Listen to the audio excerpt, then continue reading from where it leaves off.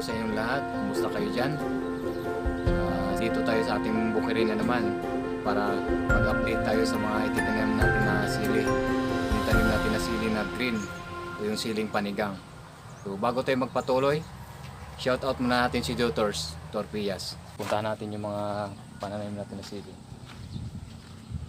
Dito lang naman siya. Malapit lang.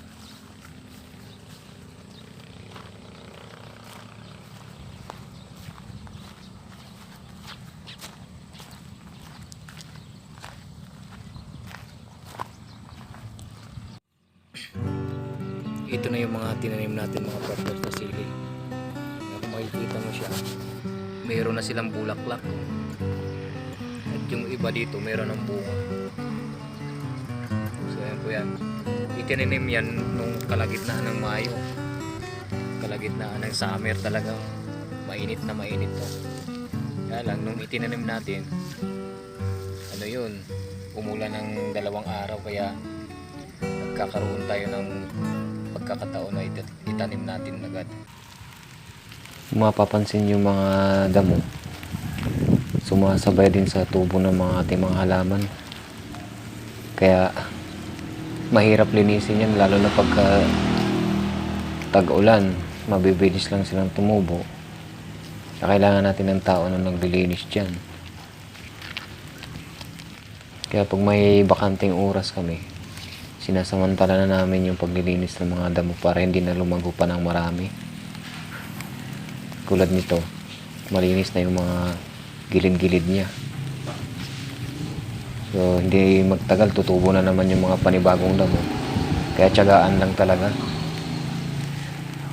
sa mga ganitong pananim. Kung hindi mo nilinisin yun, wala rin.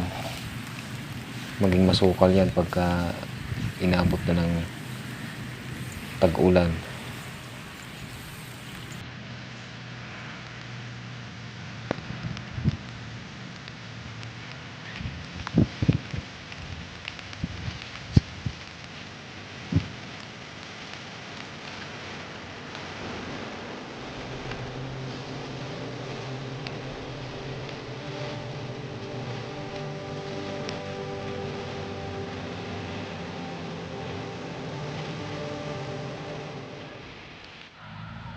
Yan mga partner, oh. Kung makikita nyo dyan, yung mga nakaplat na yan, yung diretsyo na yan, dyan. Yan yung mga kasama sa tinatanim natin. So binibilang ko nasaan na plat yan, this is size.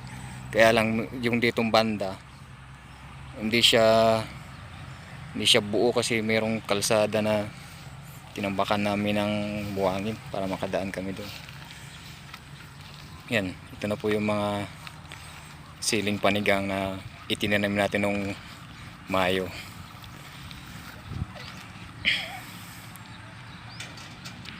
So dito naman yan sa kabilang banda mga partners. Yan po, kung makikita yung mga tubo na yan, yun yung ginagamit namin sa nagpapatubig kami nung summer pa talaga, wala pang ulan. Napakahirap pong magdilig pag ganung buwan po, wala yung tubig, tuyong tuyo. Yan po siya. Pagtatanim namin dito, sa pagkakatanim, inabot kami ng 2 linggo ba yata yun bago kami nag-aabono. Yung pinag-abono namin dito, triple 14 lang, complete. Tunawin nyo na lang yung isang lata ng sardinas doon sa 16 liters na tubig, tapos idilig nyo dito sa diretso sa may mga puno nya, mga ganyan. Kalahating lata lang na tubig na may abono yung didilig nyo dyan.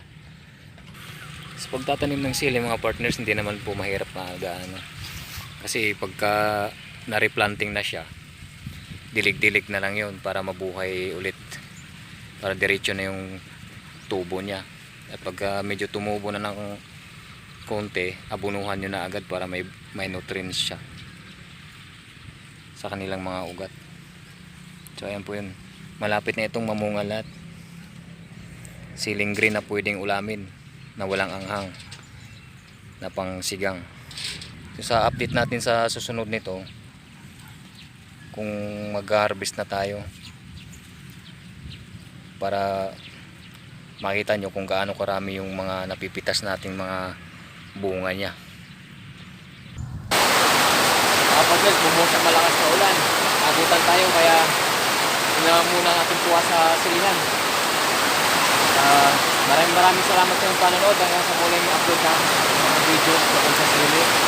Tutok lamang po kayo at subscribe ang aking channel kung nagustuhan yung mga videos natin.